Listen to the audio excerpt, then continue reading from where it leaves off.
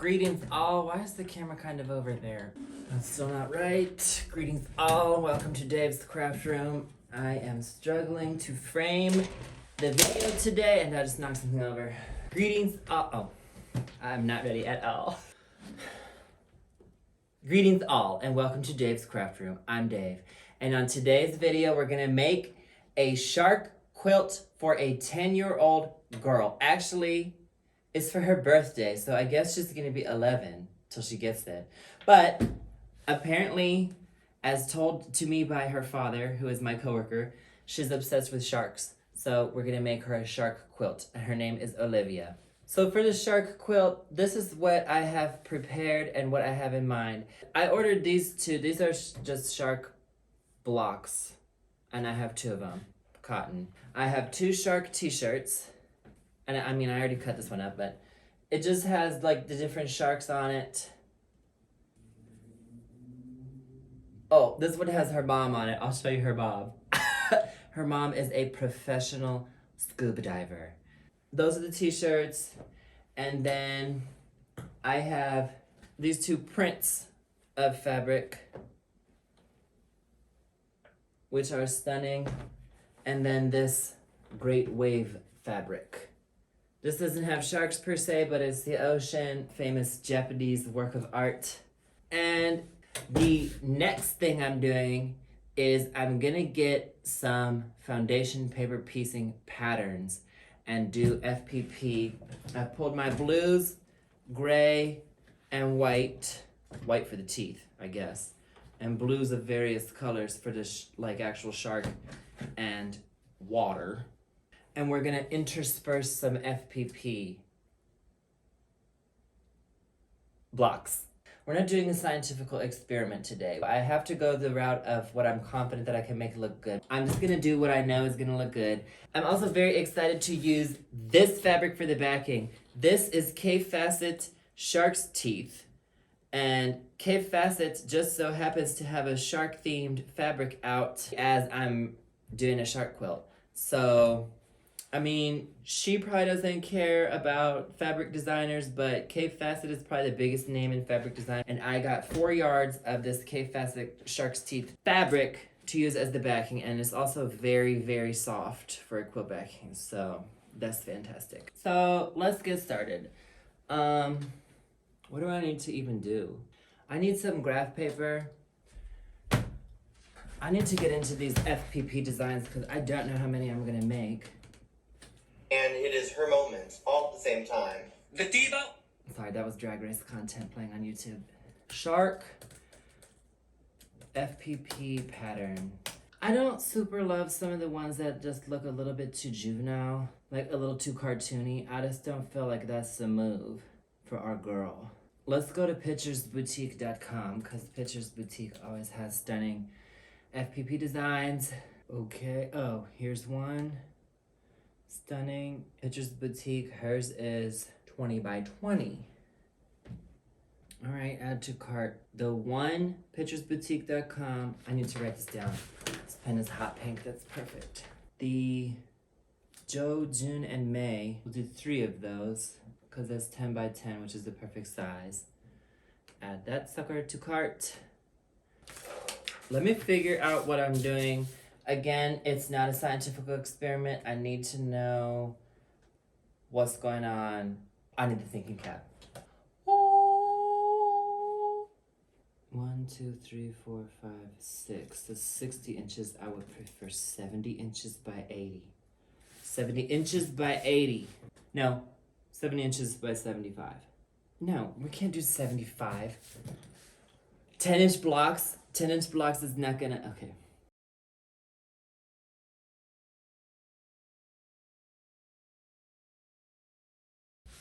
Okay, then where to fit these in?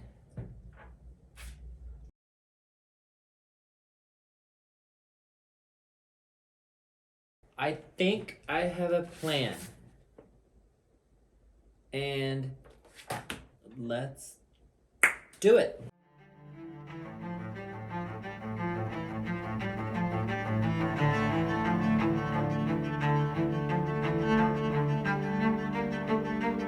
First, I cut the fabric into 10-inch blocks and I arrange them according to the draft I drew. Once I get them on the design wall, that's when I make sure it looks good, change things around because things look different on the design wall versus on the graph paper.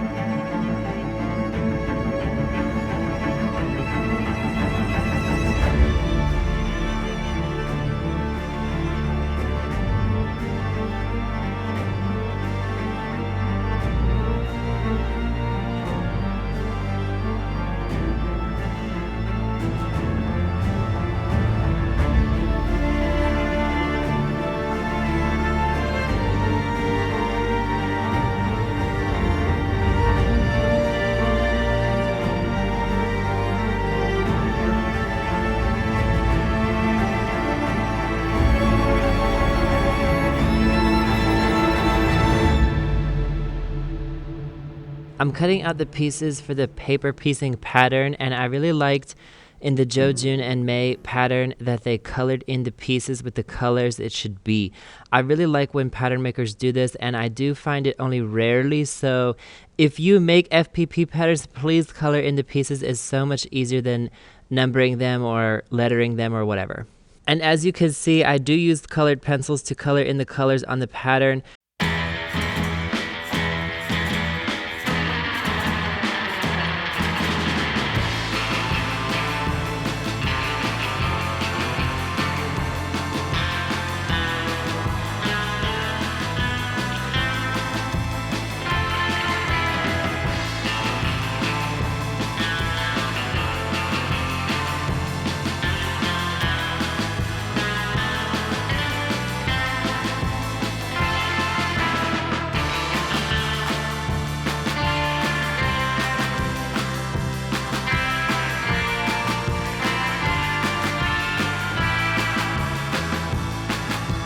So we're off doing the paper piecing now, and it may be hard to see what's happening if you don't know what's going on with foundation paper piecing, but each piece of paper has the lines on it and it's marked with the colors, either because it came like that or I colored it in. And I sew the fabric onto the back of the paper according to the lines that are on it. The fabric gets folded over and ironed flat to make the seam. And so as I'm doing this, I have to make sure that when I fold it over, it covers the whole area of that color that it needs to cover. That's the key skill of FPP. Each small chunk is a puzzle piece. I trim the puzzle pieces to the right size, and then I sew them all in order according to the pattern which lists the order.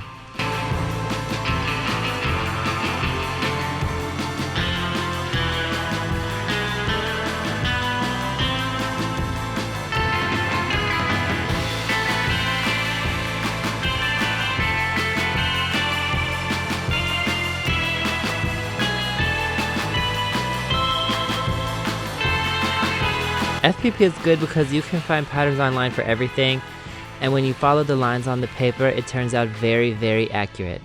This video is not necessarily meant to be a tutorial, so if you're interested in learning how to do FPP properly, I learned how to do this by watching Matthew's tutorial on their channel, Mixed Domestic, so I'm going to put a link below to their video. I don't do it exactly like Matthew anymore, but once you learn a technique, you can kind of make it your own.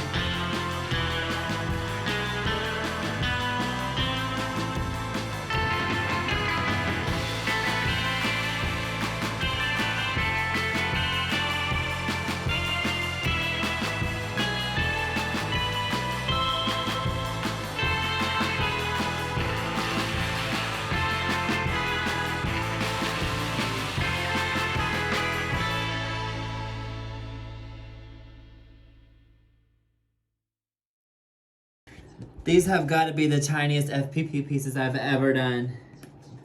All right, here we go. Woo! It's so small that the paper's not holding it. I'm gonna have to glue it. This is the only way. This glue will come off and it won't matter in the end.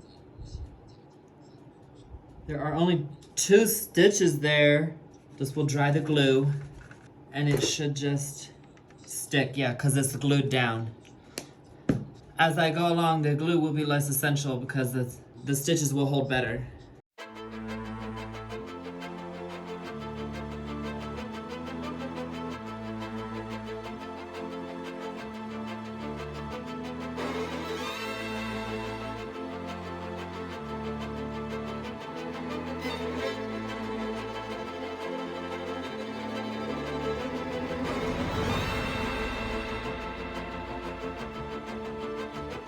We have the front of a mouthpiece T. Next is piece U.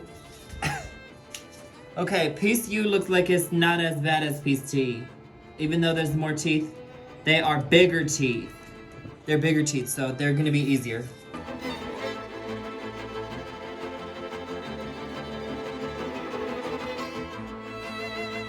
This pattern is from picturesboutique.com and it is a beast. I think this one FPP pattern took me a whole Saturday, but her patterns on her website are so gorgeous. I'm literally in awe every time I go to her website, and the patterns are not necessarily geared toward beginners, although some are more simple than other ones, but if you're new to the technique, you might start with a more basic pattern, but after you get the hang of it, you may find that it's really not hard at all.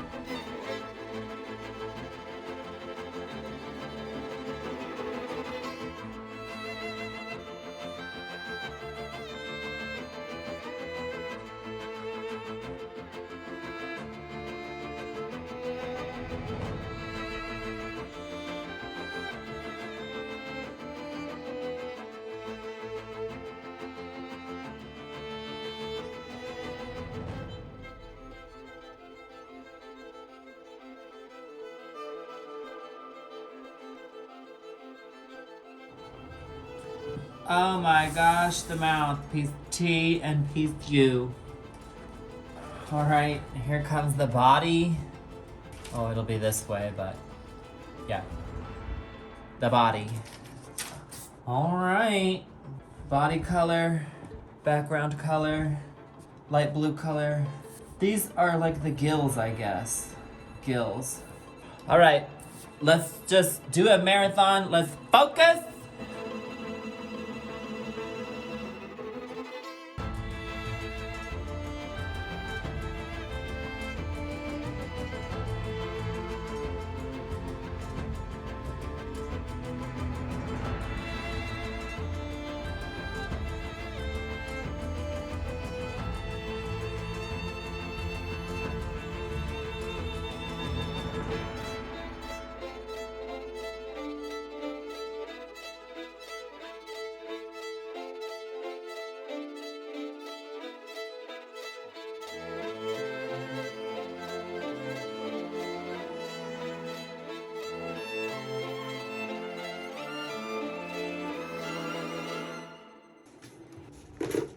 Oh no! This was meant to be background color. Okay. So we need to fix this.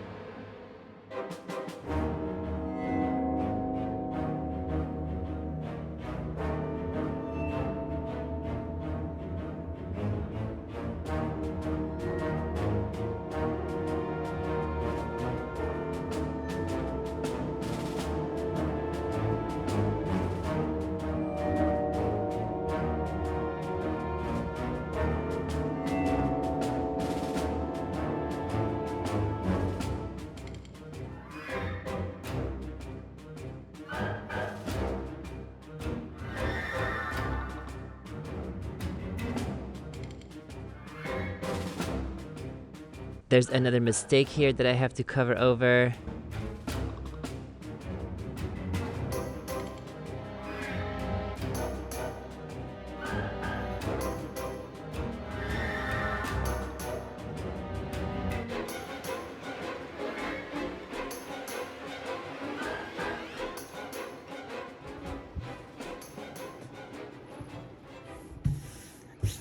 All right, that's our shark.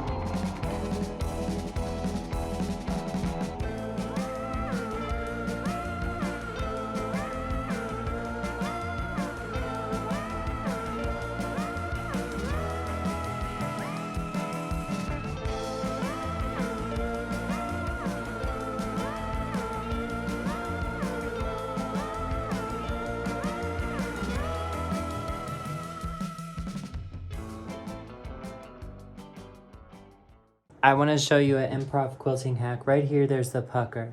Okay, this does not lay flat. If I would iron it like this properly, there would be like a bulge here. So I iron it flat with the pucker, flatten the pucker out. And what I've done is I've created a crease there. Now I'm gonna open it back up and I can sew along this crease. Now it will lay perfectly flat. See the crease? Now you can see this line of stitches here was the line that was not exactly perfect, and that's why we had a pucker. And then the inside line here is the perfect one. I sewed on that crease that I creased in. Now when it's opened, it will be perfectly flat, and it is. It is perfectly flat. And now our FPP shark block from picturesboutique.com is completed, and I am absolutely shook. It is so gorgeous. Look at this. That is insane. I can't believe I did that. The gills and everything. Let's get it into our quilt. Actually, I still have this block. I'm now about to FPP this block. I don't think I'm gonna show it. I do it faster when I don't film. And I just want to get it done. You've seen enough FPP on this video. So that's just it. I'm just gonna sew it. I'll come back when they're done.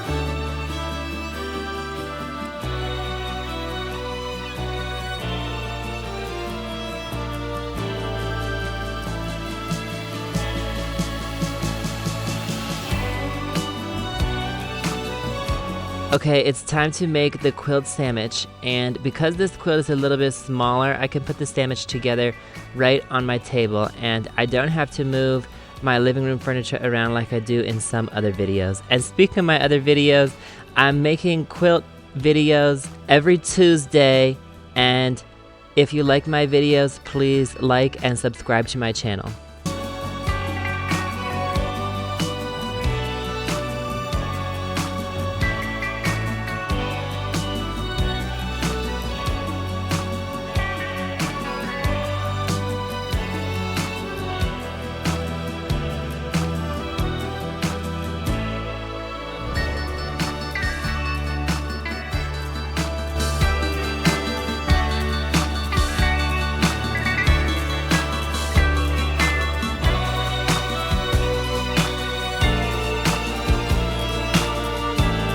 I'm basting the quilt with straight pins, and this has shocked some people in the comments. This is not like a good method that I recommend. It's just fast. I would prefer to use the bent safety pins, but I don't have any.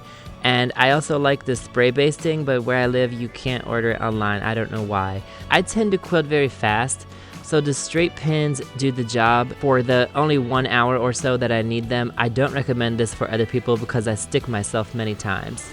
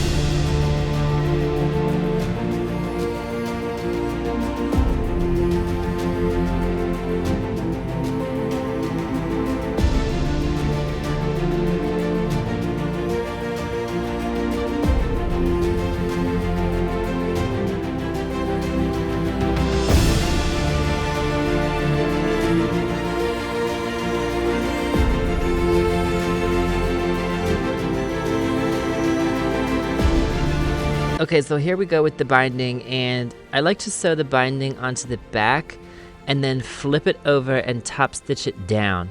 And also, I do one side at a time. I often do not miter the corners.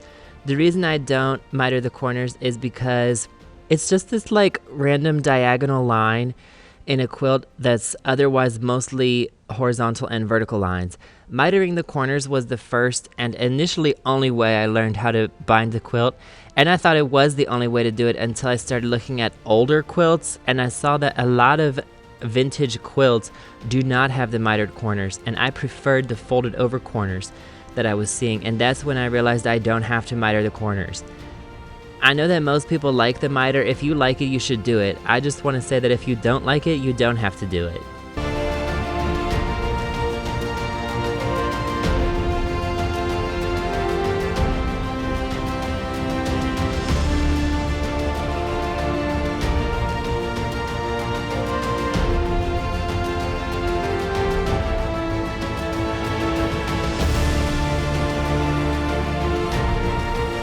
This is the final result. That's Olivia on the left, and I saw Olivia recently when we watched Spider-Man, and she told me that she liked it and it was very comfy. So Olivia, if you're watching this, I'm glad you like the quilt.